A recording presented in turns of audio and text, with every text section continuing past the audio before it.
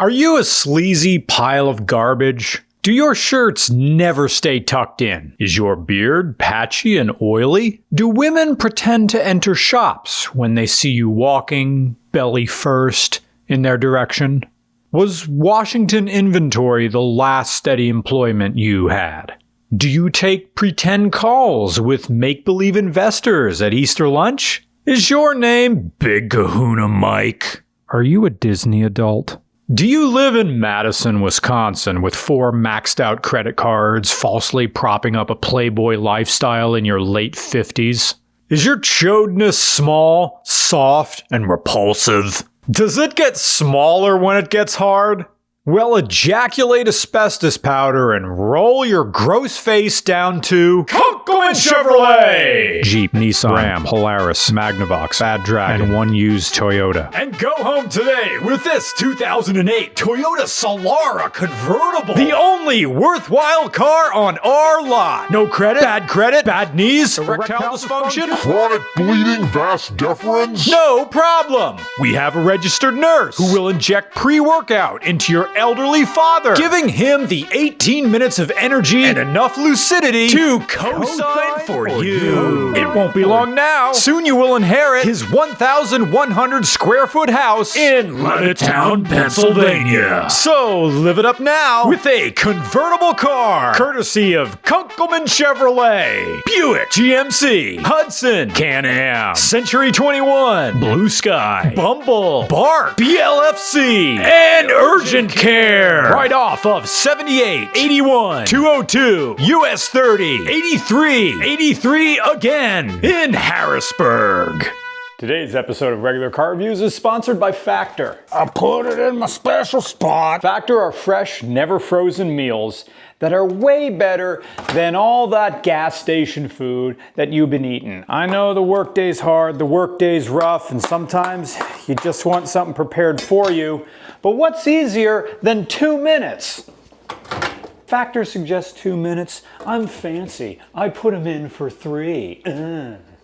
3, 0, 0. There we go. When you eat at the gas station, or you eat at Insert local chain here. what you're really getting is food service food. Pretty much the same stuff you get in the school cafeteria. Not with Factor. It's dietitian approved. Also, stop drinking soda. Oh my goodness. Why do that when you can have a Apple, kale, wheatgrass. cold pressed juice? I know I'm being funny, but these things are awesome. Oh yeah. So while everybody else at work is choking down food that's been reheated, sitting under a sun lamp, you know what you're doing? Enjoying fresh tomato basil shrimp. You're putting stuff in your body that your body can actually use. Not just forcing down carbs and soda and hoping the energy drink you bought at the register is gonna solve all your problems for you. And Factor has all sorts of options for you. You got Chef's Choice, Protein Plus, Vegetarian, Vegan, Keto. And these smoothies that I can't get enough of. Excuse me. So head to factor75.com or click the link below and use my code 50regular. And that gets you free shipping plus 50% off your first box. How cool is that? Take your first steps toward nutrition with Factor. Trust me, your mouth is gonna love it. I'm eating with my hands. Once again, that's factor75.com or click the link below and use my code 50regular. That gets you 50% off your first box plus free shipping. Thank you, Factor, for sticking with regular cars all these years. We love you guys. And now, back to a convertible Toyota. The 2008 Toyota Solara. The car no one asked for. We're Toyota. We make the Camry. The ultimate sedan that's the best in the world. Everybody likes it. There's no room for improvement. So what do we do now? Okay. Get this. What if we cut the roof off? Yeah, we'll send it to boomers. Yeah, boomers whose ship has never come in and who eat every day, Monday through Friday at Shady Maple. It'll be the heaviest Camry base car we ever make, and it won't have spring clips on the air filter. Gotta get out a tool for that. We'll put in cream white leather, which will turn gray and crack in the sun. And we'll use the 3.3 liter V6 with poor access to the rear spark plugs. Good stuff. We'll market it as a sports car to people who don't know any better. And every gear with the exception of first will be unnecessarily tall. We'll put in a sport shift mode so you can shift between slow, slower, pitiful, and hospice care. Oh, and this is the best part. This rules. When you put the soft top down on sunny days, the car will feel exactly the same as a Camry. I love how you gooned for me, Toyota. The roof folds into its own compartment behind the rear seats. That leaves trunk space unaffected. The traction control is hidden off to the left side, almost underneath the dash. Figures the type of people who would drive this would never want to press that button anyway. And also under the traction control is a headlight adjustment knob. Now that's taken directly from the equivalent year Tundra pickup. So headlight adjustments are meant for towing. So if you have a load on your receiver hitch that's weighing down the rear axle, that means your front axles are, half shafts. That the front of the truck is going to lift up, which means your headlights lift up, which means your headlight beams are now pointing at treetops, not down on the road. So the knob here, little motors in the headlight housings, that's to lower your headlights back down so you can see where you're going. And that's fine for trucks and SUVs, but what is this knob doing on a convertible coupe with no stock receiver? Did Toyota think that owners would add one later, or did the engineers think owners would fill the Solara, man, I mispronounced. Anyway, fill the Solara, what are we doing? Solara's trunk full of bowling balls and moldy coolers full of melted ice packs their vacation down in Kissimmee, St. Cloud. Good joke there. Driving, it's a V6 Camry that weighs 15 pounds heavier than an LS400. It's got a jumpy and aggressive first gear and bullshit after that. On the other hand, this still makes over 200 horsepower and all the gears are tall. So if you want to go 110 miles an hour with the top down, you go right ahead. The 3.3 liter won't care.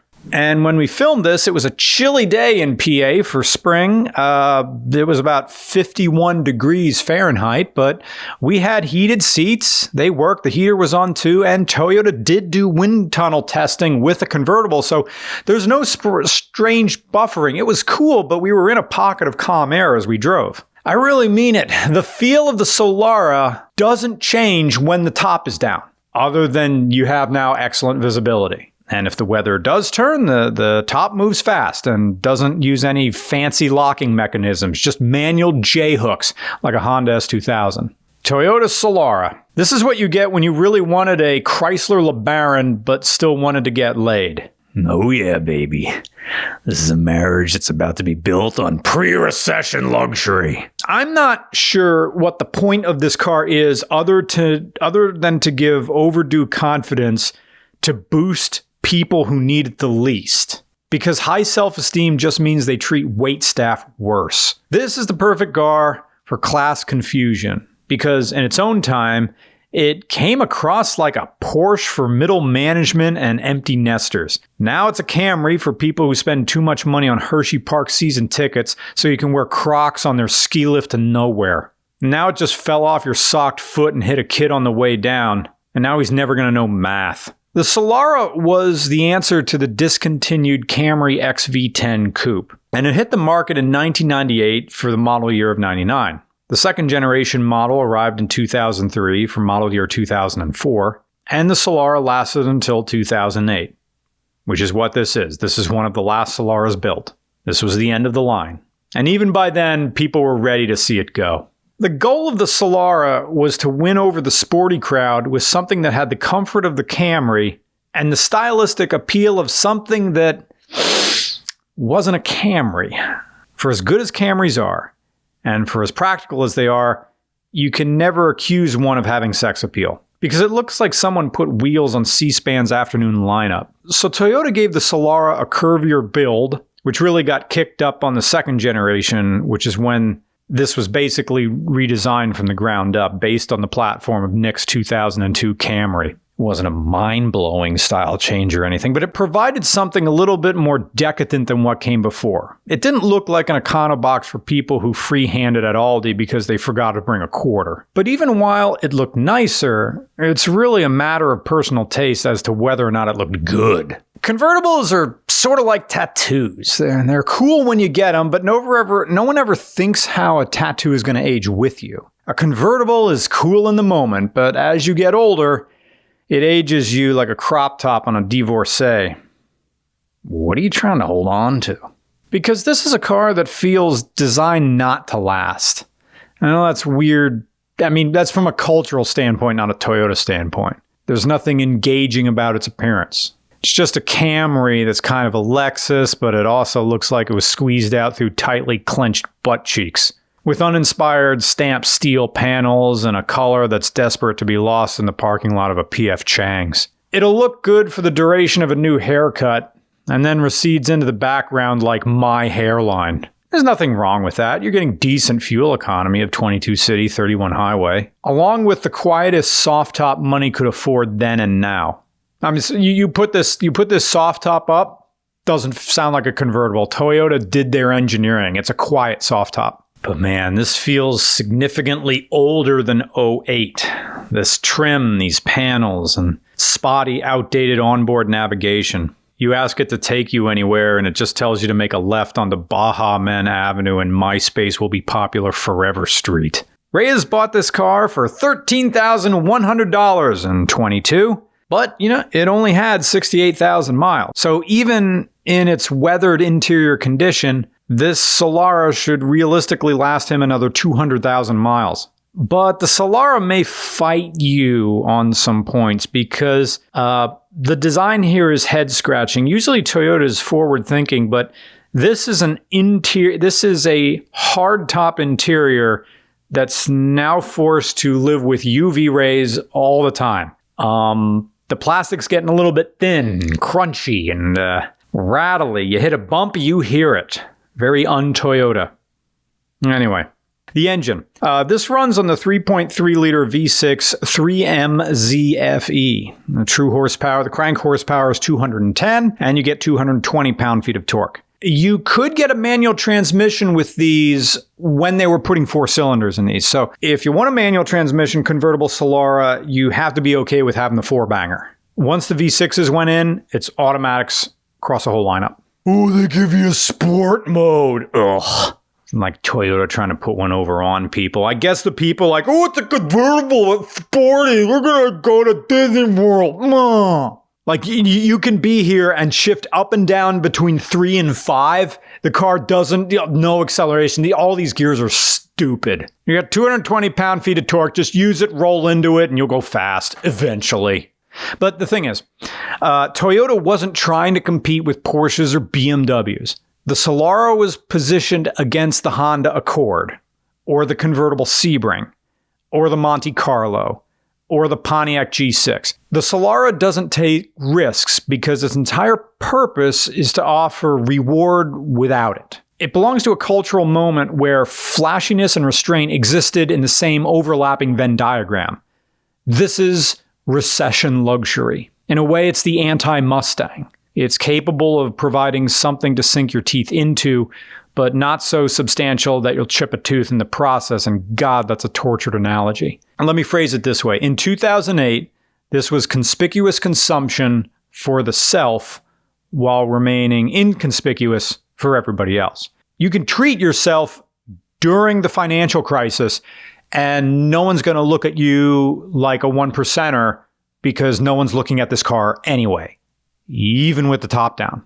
I get it. It's a convertible, but it's a whatever convertible. But I also understand that I am not this car's audience, even as I recognize that I own a convertible myself that's painted to look like a video game from 1999. And I understand how impractical convertibles can be and how they often can announce to the world that you're regressing in some fashion because that's what people are considered to believe about convertible owners. I mean, I'm guilty of that. I drive crazy taxi, and I'm regressing into a past that never was. It's like chasing a dragon you'll never catch. But something I think that is overlooked about convertibles, whether they're part of an aesthetically pleasing ensemble or simply an extension of a modestly appointed car, is how rarely a convertible is actually for other people. A lot of convertible owners I talk to, they don't get the car to be noticed. They get them because they just like driving in an open car. Maybe we collectively presume too much about the motives of a person who drives a convertible,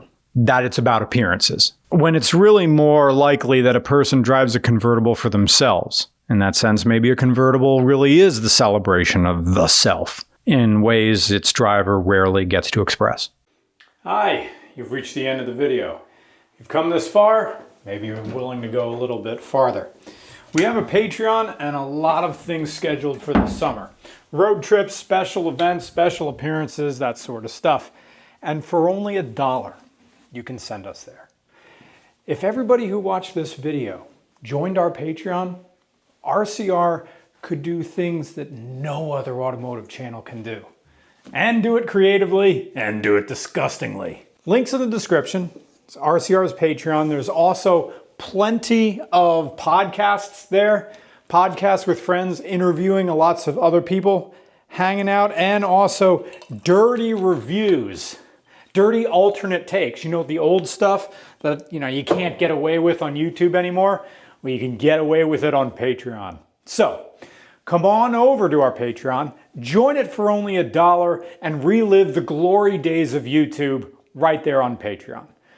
I'm posting new content there all the time, and, cheers to you guys. Thank you so much for liking regular car reviews, and thank you for helping us out. Take care.